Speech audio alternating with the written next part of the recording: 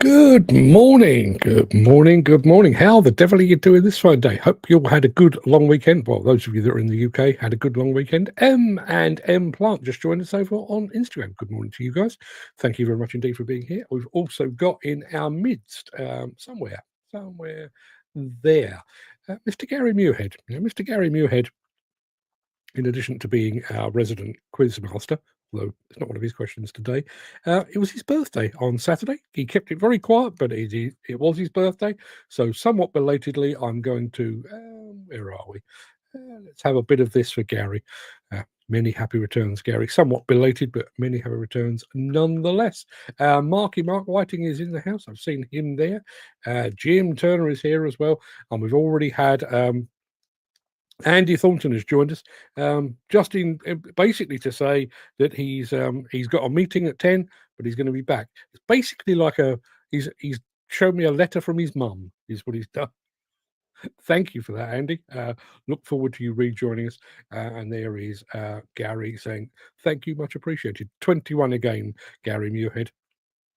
And doesn't look a day older than 20 3/4. Good morning to everyone. Yes, and happy birthday to Gary from Jim Turner. Yeah, a bit of breaking news today, which I can show you very quickly. Let's have a look. It goes like that. Let me put it on a better display than that. There you are. Yeah, if you were paying attention to demolition news this morning, and if you weren't, why on earth weren't you? Carey's has settled with a company called Circadian. It's basically a Hong Kong-based developer called Circadian, who basically they had some demolition work done by the fine folks at Carey's, Scudders as was, and it was revealed by the Competition and Markets Authority investigation that perhaps all was not well with that contract, and Circadian had put in a bid for a 2.4 million pound settlement to basically set things straight. Never made it to court because apparently they have now settled between themselves, a confidential settlement between both parties. What I would say, though, is in almost guaranteed money has changed hands there. There will have been some sort of financial recompense there, which goes back, if anybody remembers me writing about this previously, you might know that I suggested there could be a feeding frenzy among developers and clients and that kind of thing. And if you keep watching there you are. The sting in the CMA tale, that's over on Demolition Insider. Demolitioninsider.substack.com. So if you'd like to read any of that to bring yourselves up to date with all of that malarkey, you can do that. I'm going to say a very quick good morning too. Gaz Evans. Haven't seen Gaz here for quite some time, and I don't wonder at it. Anybody that follows Gaz over on LinkedIn will know that he is a bit as busy as a one-legged man in an ass-kicking contest. I don't know quite how he keeps up the pace. Let me put that back. There we are. He's been putting out models like they're going out of fashion. And our friends at Doctore are here as well, saying good morning. Good morning to you as well. Thank you very much indeed for joining us. I don't expect you to be here every day, but you're very welcome whenever you find the time, and keep up the good work on all things Dozer training related. Does this not make a mockery of the CMA investigation, doing deals behind the scenes to make it all go away? Well, not really, because the fines have already been levied, and I can't remember how much care is paid. If you bear with me, I could probably tell you that. They have paid their fines. This was over and above. So this is basically a client going back and saying, well, hang on a minute, according to this CMA investigation, we have clearly overpaid for this demolition work. We would like our money back. And financial settlements, out of court settlements aren't always made public. But personally, I would rather know, but you'd have to think there must be, I think there were 20, 25 different contracts named within the CMA investigation, possibly more than that. You'd have to think there's going to be a few developers right there, sat there looking at that thinking, free money. Just, issue the requisite legal letter from your solicitors. And wait for the claim to be settled. Ken Hatter has just joined us. Good morning, Ken. How are you doing, my friend? Good of you to join us. And he's got a day off. An extra long bank holiday weekend. Fair play to you, Ken.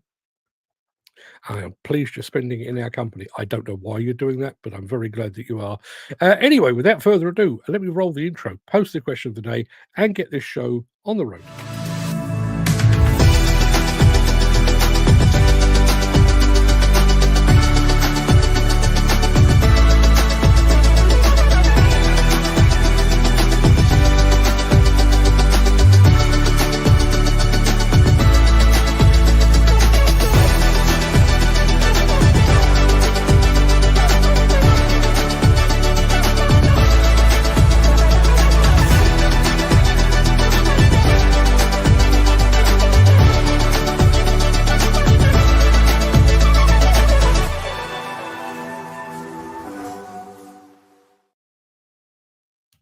Sorry, just responding to somebody over on Instagram. Somebody called Kostas Bosmos just said good morning over on Instagram. Good morning to you as well. Lots and lots of people over on Instagram at the moment, which is nice to see. Gary Muirhead saying to Kent, where are you going on your day off? The Mint by any chance? Oh, wow, it could be the Mint, could be pizza involved, could be a combination of the two. You know how Ken is, very public with his fun days out. Anyway, it is Monday, the 26th of August. August is almost over. Can you believe it? Welcome to the Breakfast Show. I am your host, Mark Anthony, the Walrus of Demolition, the Lord High Chancellor of live streaming. And today's show, the dragline of yesteryear, reimagined for tomorrow. Is this Chinese mining truck the shape of things to come? We're going down under with a Caterpillar dealer as well. And Bobcat's hydraulic hitch simplifies attachment changes. Lots of people have got hitches. Bobcat have got their own. I want to show it to you. Plus, in my morning monologue today, the sticker collectors. Yes, the sticker collectors. I won't tell you too much about that, but let me just show you very quickly. Can I find that? Let's have a look. It should be here somewhere. That right there is the image that goes with it. That basically tells you all you need to know about the sticker collectors. If you fancy a bit of that, I'll be doing that at the end of the show. Kerry Jones is saying, good morning, Kerry, by the way. Either the Mint or the Garden Centre for Ken. Gary Muirhead saying, where's Dan, mate? Yeah, not heard from him. I had a couple of messages from him over the weekend. I say couple, dozens, over on our WhatsApp group. Not heard from him this morning. Dan, where are you? Are you listening? Are you elsewhere? Have you got new friends? Oh, I do hope that's not the case. Anywho, people, yeah, done all of that. Before we move on, I do want to quickly remind you of our question of the day, which looks a bit like this.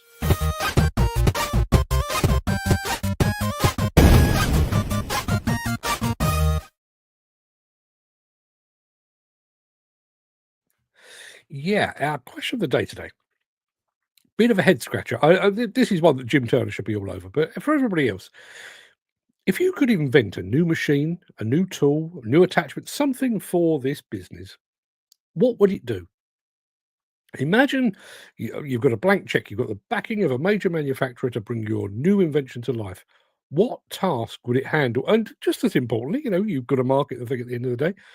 What would you call it? Do you have an idea in the back of the dark recesses of your brain? You think that would be for the greater good of the industry? If only somebody could help me build it. What about? Let me know. Let me know what you would like to invent and what you might call it. Personally, no, listen. If there's any tech wizards out there, I'd like someone to invent a device that at 10 o'clock every morning tunes all excavator in-cab radios to the Breakfast Show. Every single weekday morning, you sat there listening to your favourite podcast, 10 a.m. rolls around, and then you hear my dulcet tones, and you have no way of changing it. Tech wizards out there, please let us know. Let us know what you come up with on that. We'll come back to that a bit later in the show if anyone's got any inventions they'd like to share. But we're talking draglines at a moment, which is something we don't do very often. But this is a new spin, I would say.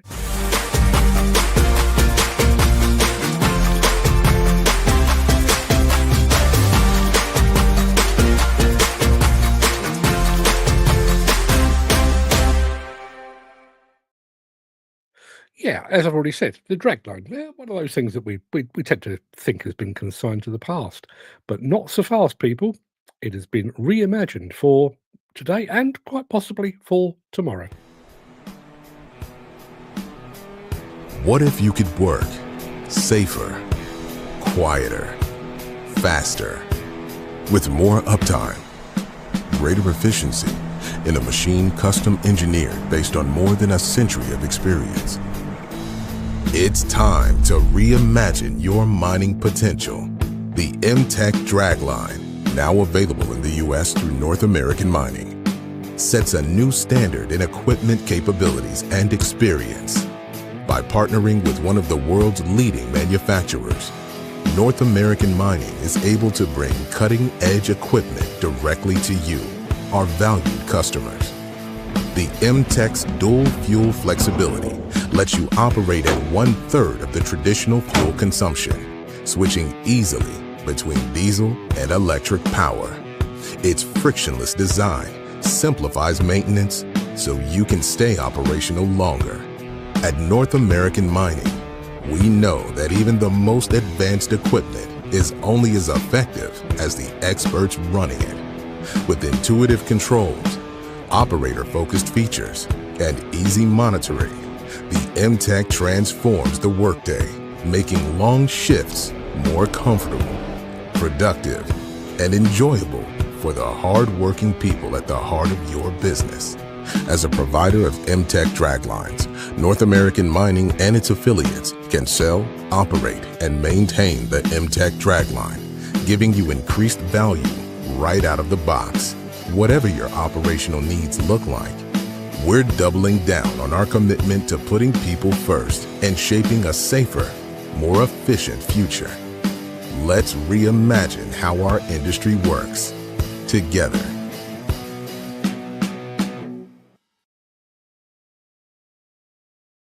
Love to take one of those for a spin. Absolutely fantastic. Good to see the dragline alive and kicking in the modern age. Our question of the day today: what is something you would like to invent and put on offer to the wider industry? Gary Muirhead: I think this would be popular across the sector. A tool or attachment to help you dig out your tracks. The less glamorous side of the job. Less glamorous, but universal. Anybody that's running a track machine will know the importance of digging out your tracks. And it is a pain in the rear, isn't it? An invention. You'd think by now. I think the same. We used to have these conversations with the dear departed Footy. We used to talk about the issues he had getting in and out of machines, and the fact that he'd got himself a ladder to help him in and out of the machine. You would think by now that maybe a manufacturer or all manufacturers would have come up with an idea of how to get in and out of the cab without having to jump that last step. You might also think they could have come up with something to prevent you having to dig out your tracks, or something that does it for you automatically. Surely that's not too much to ask, is it? Sorry. No, nothing to do with anything. And our friend, Reverend Paul Latham is here. We don't have too many reverends on this show for fairly obvious reasons, but Reverend Paul Latham is here, and he's wearing his dog collar. I feel like I need to watch my P's and Q's all of a sudden, but good morning, Paul. Good of you to join us. And same reason, Peter McKenna, the rising star of LinkedIn, also been in the papers recently for his fight on behalf of his fellow HGV drivers. So good morning, Peter, and keep up the good work. Fantastic to see you all. Thank you very much indeed for joining us. What do we got? Oh yeah, Chinese mining truck that doesn't look much like other mining trucks. After this. If you are enjoying this episode, please consider supporting the show. You can leave us a tip at buymeacoffee.com/demolition news. If you think about the mining trucks from the likes of Liebherr and Hitachi and Caterpillar and Komatsu, all look more or less the same. Different colours, all look more or less the same. The latest mining truck from Lovol, I'm not entirely sure that's how you pronounce it, but Lovol over in China looks a little bit different. It looks like this.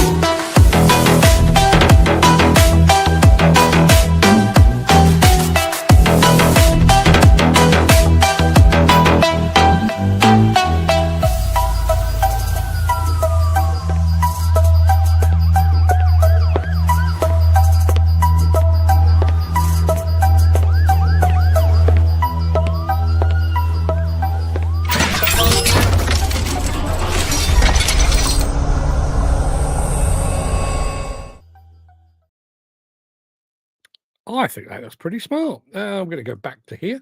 What have we got? What have we got? Yeah, we were talking about something you'd like to invent. Gary Muirhead said something to help you dig out your tracks. Jim Turner, ever the practical man, says better design trap frames would be a start, Gary. Less muck traps. Yeah. Could they be sealed? Semi-sealed? Maybe? Gary is in agreement, though. Peter McKenna is here. It also says, I saw a double-ended tractor on Sunday. Didn't know whether it was coming or going. Wasn't there a fictitious animal, a push-me-pull-you? Was that from a Dr. Dolittle or something like that? Peter also asked, what did you think of the music, Mark? I forgot to ask. Peter, I don't know. You sent me a piece of, a bit of audio. I can only get like the first 3 seconds. Don't know what's going on with it. Wouldn't play at all. Andy Thornton, as promised. He had a note from his mum to say he was going to be late, but he's here nonetheless. Peter McKenna reckons that the low-vol truck looks like a yesteryear Tonka truck. I had one of those. Gary, good question. How many construction manufacturers are there in China? Seems to be a new one every week. There are hundreds. There are hundreds. I mean, if you think back to maybe 15 years ago, when the Chinese economy was going absolutely crazy, I think they were opening up a new manufacturer. A lot of them state-owned, opening them up almost on a daily basis, and they're still going now that they found the export markets as well. So yeah, lots and lots. Chris Ford wishing a belated happy birthday to Gary. Chris Ford, he would like to invent a left-handed screwdriver. Can you not just turn it around? I don't know. Love or hate it. Well done, Peter. Does what it needs to. Mike Wolf says these 3-axle mining trucks are a common sight in China. Lots of manufacturers make similar ones, including the likes of Sany, XMG, and Lugong. I note this one has leaf springs at the rear, not the most modern. If you're looking for modern, are you necessarily going to China? I'm just saying, I'm just throwing that out there. Mick is here. Good morning, Mick. How are you doing? Jim Turner says sealed would work, but a more open track frame would encourage the muck to fall out and make it easier to dig out too. Yeah. You think about all the time-saving devices that both the industry and society has managed to come up with. You'd have thought by now they'd have come up with a way of, I don't know, jetting out the tracks every once in a while. Bit like you on your fancier cars where you can press a button and you can clean off your off your headlights, get rid of the dust and grime off your headlights. Something a bit more powerful on your tracks, blast out the crap. Jim Turner says wouldn't work, not would. He's decided that my idea of a sealed track frame is not a good idea. Yes, okay. Listen, I'm spitballing here, people. I am spitballing for all I'm worth. What have we got next? What have we got next? Oh, I know. We're going to Australia in just a moment with a Caterpillar dealer. Stick around. Yeah, back after that. Since the finance bill came into effect in April, the construction industry has seen a surge of fuel thefts. The rising cost of living has placed an additional risk of theft by employees and contractors, as well as opportunistic thieves. By using diesel dye and placing warnings of its use, you are sending a clear message that this is your fuel.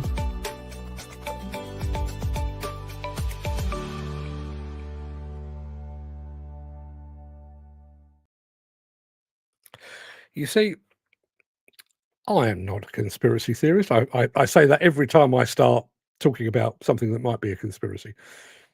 A more open track frame would mean less track wear, which is a good thing.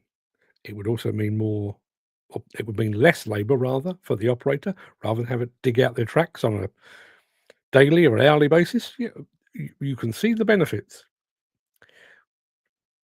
Would the manufacturers then sell less undercarriage spares? Are they therefore less inclined to consider that as an option?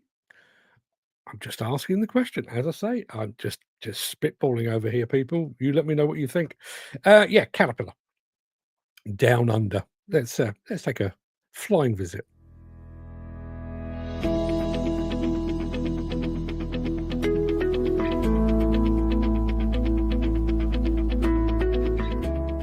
Hi, my name is Cameron Callaway. I'm the General Manager of Construction Industries and our Perth branch where we're located here today.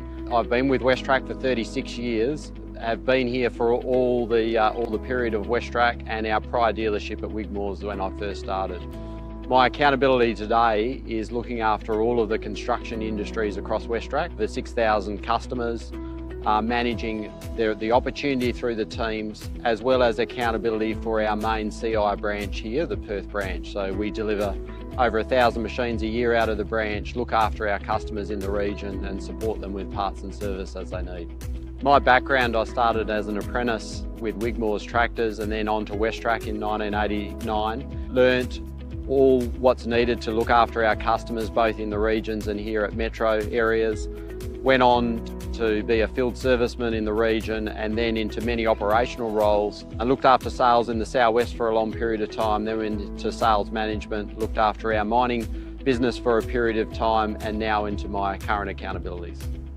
Today, WestTrac, a company of 4,500 people, I have the pleasure of leading 200 of those, and it's moments when we consider the strength of our people as well as the product that's really pleasing to reflect back on. We have an incredible apprentice program here at WestTrac that's been an amazing legacy that has helped develop incredible amount of individuals that are still with us as a business today and have gone onwards to do great things in their own right. As we think about the product, incredible advancement from when WestTrac has first started and when Caterpillar has first started 100 years ago to what it is today. But what makes it wonderful is our people and how they can bring that product to our customers to ensure that they get the value out of it and that our end customers can be really successful. 35 years as a dealer in Western Australia, expanded across to New South Wales, and we're now 4,500 employees. So an amazing journey. I've had the privilege of being employee number 36, first hired, still in the business today.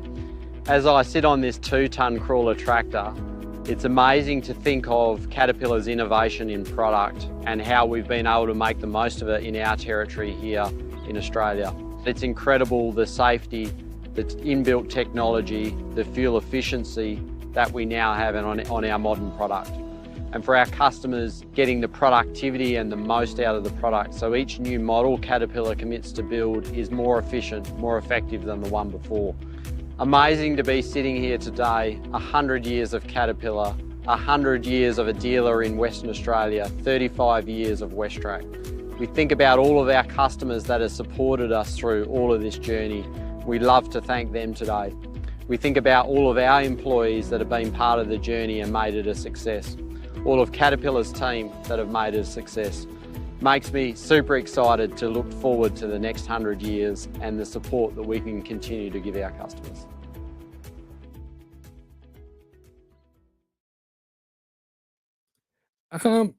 Ken Hatcher said, big company, WestTrac. Yeah, you think 4,500 people employed across Australia. And when you think about the way Australia works, mainly on the outskirts, there's not a great deal happening on the inner bit.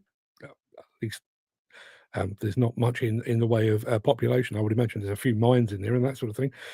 Peter McKenna says, another bad crane accident in New South Wales the past week with a fatality.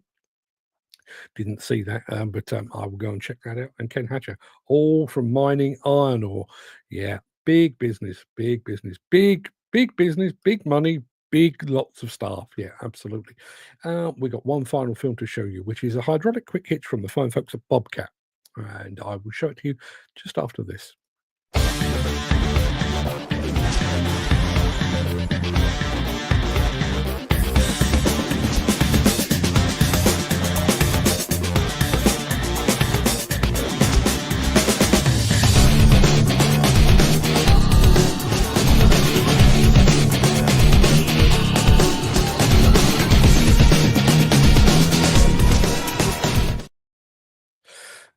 Let's have a look. Mick says, strange email over the weekend. You may know this, Mark.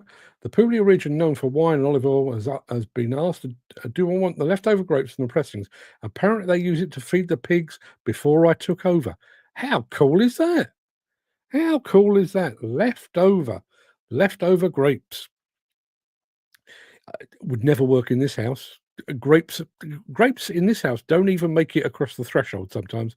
I buy grapes, put them on the seat beside me on the way back from the supermarket, come back with an empty punnet. Yeah, but yeah, it's good to hear.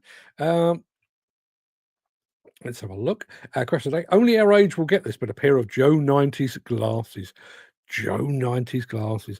What a period that was. Where you think back, Captain Scarlet, Joe 90, Thunderbirds, all puppets, all fantastic shows. Yes. Terrified as a child of the Mysterons. It's the voice. I think they did it, but Joe 90's glasses. And what was, you remember that, those of a certain age, you remember the beginning of Joe 90, where he was sat in that rotating ball? What was that supposed to do? Did we ever figure that out? Just a thought. Mick says, all I need is 50 drunken pigs running about the place. Wow. Imagine. Listen, that might actually help you pay for the farm. Film 50 drunk pigs, put the video on YouTube, you'll be a millionaire overnight. Possibly. Jim Turner says, a lot of agriculture in Australia uses plant to build, maintain roads and airstrips. It does. Has anybody ever seen those, what do they call them, land trains or road trains in Australia, where they're hauling timber and that kind of thing? Rather than tractor and trailer, it's tractor and trailer and trailer and trailer and trailer. A dozen or more long. Fantastic things. It downloaded the skills he needed via the glasses for the mission. Yes, if anyone going off slightly, I realise Andy is talking about Joe 90, but has anybody ever seen the Eddie Izzard sketch about James Bond? About how M always seems to provide him with precisely the devices that he needs. He finds himself underwater, and just a day and a half after M gave him some breathing apparatus that he carries around in his pocket. Anybody ever seen that? There's a particularly good part.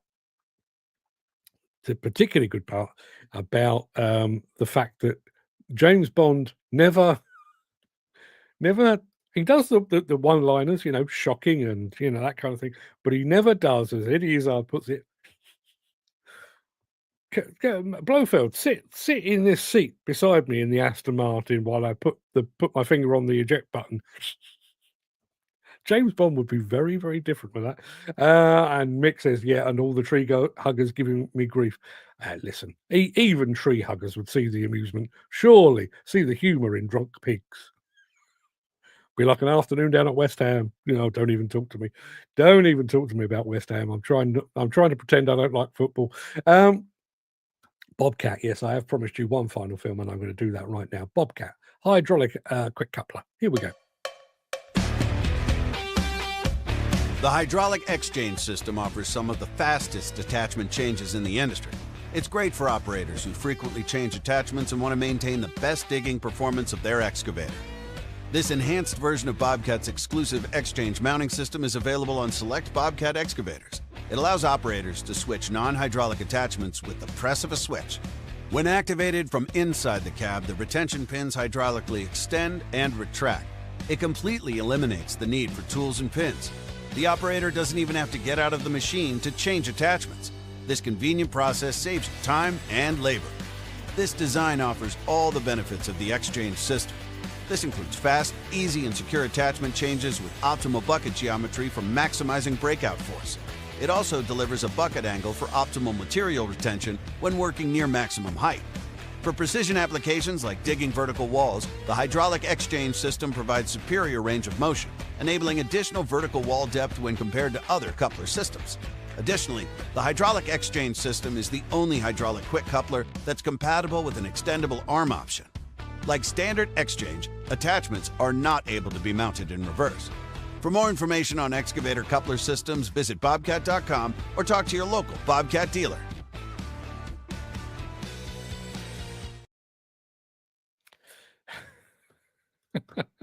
Andy Thornton has clearly seen the Eddie Izzard thing I was talking about. 007 also never took back to M the equipment he never used. The wristwatch with a built-in butter knife and teaspoon. Yeah.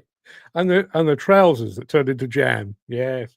Ken Hatcher, impressed by the Bobcat hitch. It keeps it close to the bucket. I agree. Mick says, Jim, didn't know the cost of feed was so high. Mind you, everything in Italy is bloody dear. Find food and drink a lot cheaper in Italy, although maybe that's just because I have a peasant's palate. And I'm proud of that. I do have a peasant's palate. I like me a bit of polenta, like me a bit of pasta, like me a bit of pizza. Cheap as chips in Italy. And besides which, yes, maybe you're paying over the odds for feed, but you're being Puglia. Location. Ken Hatches has just said, mind you, do they change buckets in the USA? Thought they just have different machines. Some do. Imagine being a rental company in America. Just endless opportunities. And just when we'd given up all hope, Dan Cullen has arrived. Morning, Dan. No need to apologise. I'm sure you've been doing something far more sensible with your time, but good of you to join us. Jim Turner says, get Mangalitsa pigs. They'd rather eat grass than feed. What is a Mangalitsa pig, I wonder? I wonder what I may have to look that up. But about pigs, listen, if I could keep any kind of animal, I don't have the space here, but if I could keep any animal, it would be first place pigs, second place goats. Love me a goat, love me a pig. Anyway, people, that's about it for the main part of this morning show. I'm going to roll the outro in just a second before leaping gazelle-like over into my morning monologue. If you can't stick around, please do stay safe. Look after yourself, your family, your friends, and your colleagues. Hope to see you again very, very soon. But if you do have the time and the inclination, I will return in just a moment after this.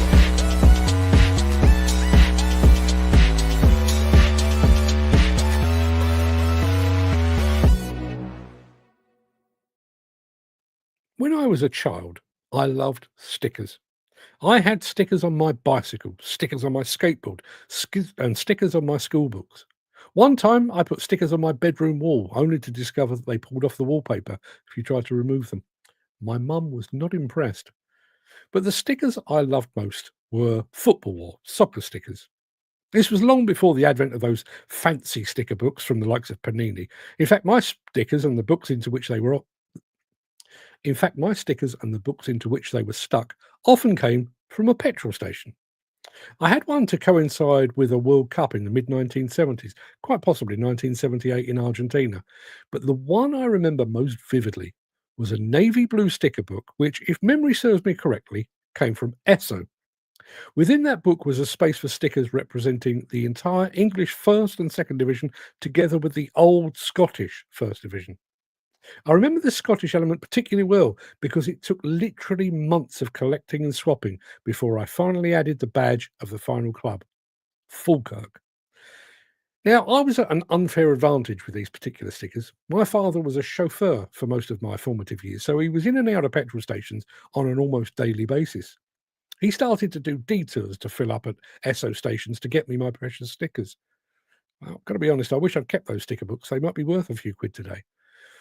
But looking back at them, I now question just what all the fuss was about. Thanks to my dad's job, I could collect stickers a bit faster than some of my friends, but it didn't make me better in any way. My carefully curated collection never gave me a game for West Ham or for Falkirk for that matter. I just had a big bunch of stickers that would ultimately be discarded and then replaced the following year or the following season. I was reminded all of that this past week when I received an email from a UK demolition contractor. The email message itself was 3.5 lines long, just a single paragraph, but the email took up my entire screen. In fact, it spilled over at the bottom. I had to scroll up just to take in the sheer volume of accreditations detailed at the foot of the message. That email had the lot. In fact, it had accreditations I hadn't even heard of. I had to look them up. It had, and I'm doing this in no particular order, The Contractors Health and Safety Assessment Scheme, or CHAS, Construction Line, Safe Contractor, Consider Construction Scheme, which is CCS, CITB, CSCS, NDTG, and NFDC. It also had SMAS, Safety Management Advisory Services. I had to look that one up. But it's similar to CHAS and Safe Contractor, and part of the SSIP, or Safety Schemes in Procurement umbrella. Just for good measure, they listed SSIP separately too. I think they may have also had an ISO, or possibly two, maybe even a 50-meter breaststroke and a jiu-jitsu yellow belt as well. I've got to be honest, my eyes have grown tired at that point. If instead of collecting accreditations they've been playing poker, this company had a full house, a royal flush, 2 of a kind, 3 of a kind, 4 of a kind, and a straight. Looking at this incredible array of badges and logos was like looking at the chest of a military dictator that has awarded himself every conceivable medal, together with a few that he made up, just to feel important. Now, my first thought at seeing all these accreditations displayed was, wow! But the more I thought about it, the more I began to question the true value and the cost of the individual badges. Most, if not all, of these accreditations came at a cost, some in the form of time spent, some an actual financial cost, and some costing both time and money. How much time and how much money had been invested in all those accreditations, I pondered. £10,000, £20,000, more? And as far as I could tell, none of these accreditations were accreditations for life. Rather like my football sticker books, these would require renewal every single year. I pondered further. The Victoria Cross is the highest and most prestigious medal of the British decoration system. It's awarded for valour in the presence of the enemy to members of the British Armed Forces. Often awarded posthumously, the value in the Victoria Cross is in its rarity. Only the bravest of the brave get to receive one. If they gave a Victoria Cross to every person that joined the armed forces, its value would be greatly diminished. Its value would be diminished even further if you could get yourself a Victoria Cross just by paying an annual membership fee. So the more I looked at that email message and its plethora of accreditations, the more I realised that, in truth, this company was just a paying member to a lot of quite expensive and not particularly exclusive clubs. Clubs that in many instances had hundreds, thousands, or even hundreds of thousands of members, each of them sporting the same badge of honour and distinction. Could I look at any of those accreditations and think this company is a cut above the rest? No. There was not a single accreditation that might prove to me or to anyone else that this company was in some way elite. It was like my sticker book, comprehensive, complete, and well curated. But my sticker book didn't afford me the status of professional football player. It didn't prove that I was a midfield maestro, and it didn't get me a place in the starting 11 for West Ham or for Falkirk. It just meant I was quite good at collecting stickers, or rather, that my dad was. There you are. Accreditations, are they actually worth anything? There you are. That's the image that will be on the thumbnail for this. Think about all of those. I mean, how much does each of those cost? I honestly don't know. I mean, I think an NFDC membership these days is a couple of grand or thereabouts. But once you've paid your couple of grand, you're expected to attend a certain number of meetings, which will come at an additional cost. And you may have to sponsor things, and you may have to pay over and above for other services as well. And then you think about considerate constructors, SMAS, SSIP, CHAS, Construction Line, just endless, absolutely endless. And it's like that thing about the kingdom of the blind, isn't it? If everybody has got all of those accreditations, what do they even mean now? It doesn't mark you as, think of the Olympics. If you got an Olympic gold medal just for pitching up, an Olympic gold medal would cease to be of any importance. We have schemes here where, every man and his dog has got all of those accreditations. So are they actually are they guiding you towards the best, or are they just a license to print money? What have we got? What have we got here? Apparently, the Mangalitsa pig, it's a Hungarian hairy pig. May have dated her at some point. That's a whole other story. Slow maturing with fat running all the way through the meat. I'm not a pork fan, but that does sound delicious. Jim says, I've got Landrace and Duroc. Are these breeds of pigs? Are they? Did not know that. I think I had the same football sticker book for the World Cup in the 1970s. I didn't complete mine, though. In Australia, a lot of the miners actually collect stickers to put on their helmets. Some of the mining publications even give away stickers. Mike, we've done that here with great success. In fact, we didn't even give ours away. We were selling our stickers here, and we ended up reprinting them twice. They're a popular thing.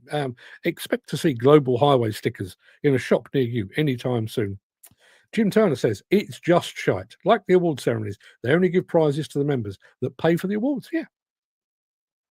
There is, I don't know if it's happened or whether it's coming up, but there is a thing called the British Demolition and Asbestos Awards. And basically, all you need to be in with a shout to win is basically place an advert in the Worthing Advertiser. That's it. That's it. You pay enough money, you get yourself an award. Personally, I think it would be far cheaper to just pop down to your local trophy shop and buy yourself an award. Probably pick up a trophy for about 30 quid. Surely that's better than paying thousands of advertising to a magazine that doesn't go anywhere. You'd have thought. Andy Thornton says, it's just a new money market. Yeah. And one of the things that strikes me with all of that is there's a number of those schemes that are government backed. Well, you say government backed, but also, like we've been told by the likes of Build UK and the tier 1 contractors, oh, you must have this accreditation, you must have that accreditation. Why? Yeah, when I think about myself, I have no. Yeah, well, I kind of do, but it was. Listen, it was a. I have no thought. I didn't go to university to study journalism. I did do a couple of writing courses and stuff like that, and I did go on a journalism course when I first got into journalism. But I literally have. I don't have a piece of paper that says, "See this bloke here? He's a journalist. He is, and he's a good one. And he's I don't know, Sunday Times level or Daily Mail level or Daily Star. I've got none of that. I'm a journalist, and I allow my words, spoken, written, and otherwise, to speak for me. I don't need an accreditation. And yet, here we are. And how many do you actually need? I mean, I just going back very quickly, there was one that really stood out for me. Yeah, SMAS, Safety Management Advisory Services, which apparently is part of the safety schemes in procurement, but it is possible to have both the SMAS and the SSIP. Why would you need both? I don't. Well, I do know exactly why. I know exactly why, because you could be charged twice for, and chances are there is probably a tier 1 or a developer out there that insists, oh, we must have SMAS. You cannot set foot on this site without SMAS. Well, I've got SSIP. Oh no, we need the SMAS. But it's the same thing. No, our piece of paper says that you must have SMAS. So you go out and you pay the money for SMAS, even though you know full well it's the same thing done by the same people. What's the point? If anything, it is basically the card scheme, the competence card scheme all over again. It is precisely what it is. It is precisely the same thing. You must have this card. I've been doing the job for 30 years. You can see that I can do the job. No, you must have that bit of plastic. And it must be purple. Well, I've got blue one. No, we have a form here that says it must be purple. So you go and get the purple one. You go to your next job. Have you got a blue card? Well, no, I was told I need a purple one. Oh, no, you definitely need a blue one. What? Bit like name brands on clothing. Are they really worth it? And there's a thing. When did we buy into that? When did we buy into that? Now, I do own a collection of West Ham shirts. Only about half a dozen of them collected over the years, some going back quite some time. I don't really wear them. I sometimes wear them if I'm actually going to see West Ham, but I wouldn't wear them on holiday, for example. I wouldn't wear them down the local high street because, that's not what I do. And I'm quite happy for that shirt during the time that I'm at the London Stadium or Upton Park of old. I'm quite happy that shirt demonstrates my allegiance to the club that I followed since I was a kid. But at no point did I think, do you know what I need to do? I need to start wearing, I don't know, a Lacoste logo or a Boss logo or an Armani logo because I do want people to know that I'm part of the Armani clan. Why would I advertise a brand on my left boob if I wasn't being paid for it? Quite a different matter if I was being sponsored. If anyone would like to sponsor my left boob, feel free to get in touch. More than happy to talk about it. But I can't imagine any good reason why you might want to do that. Mick says, may get some stick here, but I think any company is riding the back of its employees. And let's face it, 75% plus of employees pay for their own tickets just to work. Yeah. Yeah. Now, surely that would be a more telling thing. Now, there is, I'm not going to get dragged into this because it is a bit of a bugbear for me. But you've got 550, maybe 600 demolition companies out there. How many of those have genuine demolition qualifications? And I don't mean at site level, although site level would be very useful, no question about it. But how many, for example, how many demolition contractors have in their midst somebody that is a member of the Institute of Demolition Engineers? They are actually a qualified member of the Institute of Engineers. A piece of paper that says, I am qualified to do demolition. I reckon it's very, very few. And surely that would carry more weight than some third party, I've paid to be a member of a club thing. If you could look at it and say, oh, that not only have they got one MIDE, member of the Institute of Demolition Engineers, they've got 3. They must be really, really committed, must be really good at their thing. But no. Andy Thornton, my faults entirely. ISO and BSI are the only ones we really need. And if you've got ISO, I don't know, 9001 or something like that, do you really need all the others? It's a bit like the conversation we had not so long ago about regulations that overlap and intermingle and they cross over each other. Push all that to one side. What do I actually need? I need that. Well, there you are. I've got that. I'm kosher. I don't know how some of these guys can call themselves managers. They haven't got a clue. Indeed, anything to make a fast buck out of the working man or woman. Yeah, and I do feel like we've been suckered in a bit with these accreditations. And I would say exactly the same about competence cards as well. I feel like we've been suckered in. And listen, I'm asking the question. I'm not suggesting that this is actually the case, but who profits from those CHAS, construction line, safe contractor, considerate constructors? Are they the same people that actually demand those? Do you have tier 1 contractors getting together saying, well, if we make them jump through this hoop, we'll all earn a bit of a kickback? Is that the case? Read your WhatsApp message before you do any searches when the show's over, Mark. You will understand when you read it. I will do that. Yes, it's screwing the guys for more money. You must have this category, that category. Yeah, absolutely. And for what end? For what end? You say you're an excavator operator? Here's a set of keys. Show me. Next hour, show me. Oh, yeah. I can see you're good, or no, you are clearly lying through your teeth, sir, on your bike. But if you're good, you can prove it. Jim Turner says, free clothes label on the outside, bulk clothes label on the inside. Indeed, indeed. Dan says, I have hundreds of plant caps. I wear different ones every day. But that's, again, that is showing your love of the industry, your passion for certain brands and that kind of thing. I mean, I've got, I've been given caps that I've given away because not particularly fans of the brands.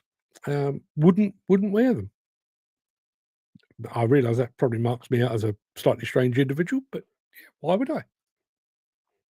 An old friend who sadly passed had what we all thought was a tattoo on his dingly dangly advertising the game Ludo until one of his exes told us it was actually Llandudno. Well done.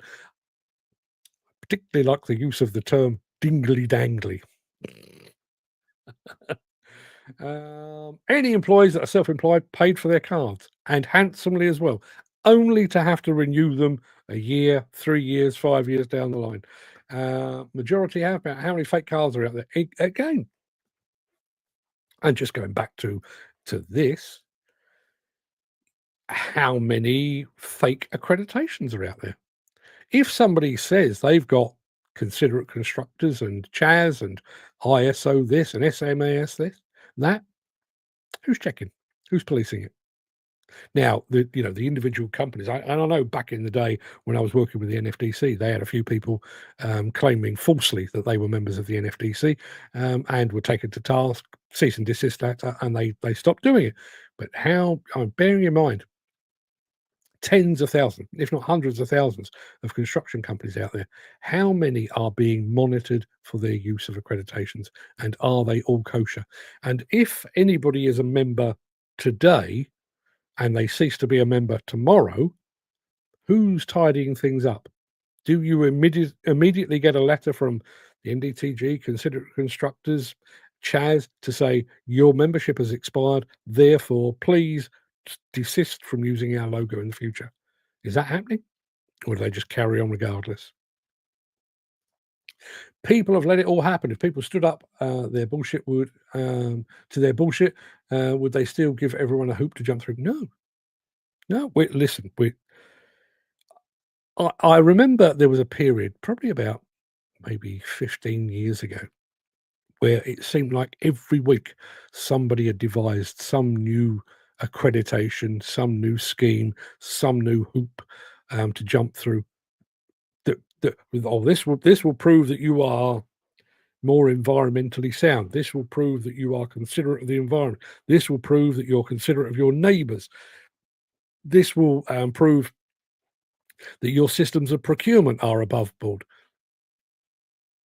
Why do you need all of them? Money-making exercise. How many fake driving licenses for road vehicles are there? In 2020, there was around 300,000 estimated. 300,000. Dan says we've been sucked in because of the rates of that particular job. Yeah. And it's a double-edged sword as well. Dan, and I know you've seen this, but Jim, you'll have seen it. Chris, Peter, everyone. Somebody holding, I always say, a piece of plastic doesn't prove that you're competent, but there's also no levels within those things. You could have somebody with, I'm going to go back to my purple card. I don't actually know if there is a purple card. Let's go back to a purple card. You could have somebody that is freshly qualified. They've got their purple card, but they've literally just come out of school or college. They've been through the course. They've got their purple card. Are they genuinely as good as somebody that's had that purple card for 10, 15, 30 years? Nothing in the world will prove to me that that is the truth. It's like the belt system in judo. I know nothing about judo, but there is a system of belts. You reach this level, you get the yellow belt. You reach this level, you get a blue one and a purple one, perhaps. And then when you are really, really the dog's doodles, you get the black one. And not only do you get the black one, but you can then add, is it first Dan? I don't do judo, but there are advanced versions of even the top qualification. We don't have that. And should the rates of pay among operators not reflect that? If you are still wet behind the ears, very keen, but green operator, you've got your purple card for the first time 6 weeks ago, should you be earning the same amount of money as somebody that's been there, done that, and done it for the last 30 years and has got 200 projects under their belt? Should you? Dan Collins saying it's a complete shambles on site today. Complete shambles here as well, mate. Can't hang around due to the mess here. Not a problem. I'll see you tomorrow if you're about. Peter says, nothing is ever as good as practical experience. Yeah. And, going back to our demolition contractor and all of these qualifications, I can tell you, I don't have any inside knowledge on this one. But I know for a fact that there are demolition companies out there, and quite possibly construction companies out there as well, that hold all of those, and probably a few more as well, that have been, they've had accidents, they've had fatalities, they've been found guilty of fraud and corruption. They've collapsed and bounced back. They've collapsed and bounced back. They've collapsed and bounced back again. They hold those qualifications. Those qualifications do not tell the story of that company. If you are a client looking for, an elite level contractor, you look at all of those and you think, well, he's got qualifications up the wazoo. He must be, or they must be fantastic. Look at all the accreditations. What those things don't tell you is the fact that, all is not well with that company potentially. Look at the NFTC one. There's an NFTC logo there. I could probably reel off the name of 10 different NFTC companies that have had fatal accidents or serious accidents on their site. I could definitely name you 8 companies that are currently NFTC members that were involved in the CMA bid rigging scheme. Does that make them kosher? Not in my opinion, it doesn't. Yes, rates should reflect in their pay rates. I wholly agree. Thank you very much indeed, Peter. Anyway, people, that is about it for the day. That's an hour. Well, it will be in about, by the time I've finished speaking, it will be an hour. I'm going to be back tomorrow. Obviously only 4 shows this week, but it is a full set of shows. If you would like to be here tomorrow, well, you'd be very welcome. And I really appreciate your input. Not too sure what I'm going to talk about. I'm working on a couple of things actually. Well, you'll find out tomorrow if you tune in. But yes, I'll be back tomorrow at 10 a.m. for yet more of the same. If you'd like to read that version, just incidentally, just a very quick one. I tend to post the transcripts from these articles or these monologues over on both Substack and Demolition Insider over on Substack, but also on LinkedIn. I'm going to stop doing it on LinkedIn. Kind of getting the impression that some of my stuff is a little too public. Kind of getting a bit of, I wouldn't say blowback, but the wrong people are reading it, if you see what I mean. So I can control that a whole lot better over on Substack. So if you are following me over on LinkedIn, you might like to jump over. It won't cost you anything. Just go over to Substack and you can follow me there. And I will be doing that transition over the next month or so. Chris Ford says, we're all being shafted, but until we all say enough is enough, we will still be butt fucked. Not much I can add to that, really, is there? Apart from, ouch. Peter McKenna says, take care, have a safe one. See you all on the flip side. Yeah, be back again tomorrow, people. Go and have a fantastic day. A nice short working week for those of you that took time off yesterday. But I'll be back tomorrow for, it feels weird, doesn't it? First show of the week today, Wednesday tomorrow. It's thrown me completely, but I'll be back tomorrow for yet more of the same. Till then, everybody, have a fine and splendid day. And those accreditations you've got, I'm not convinced. See you tomorrow.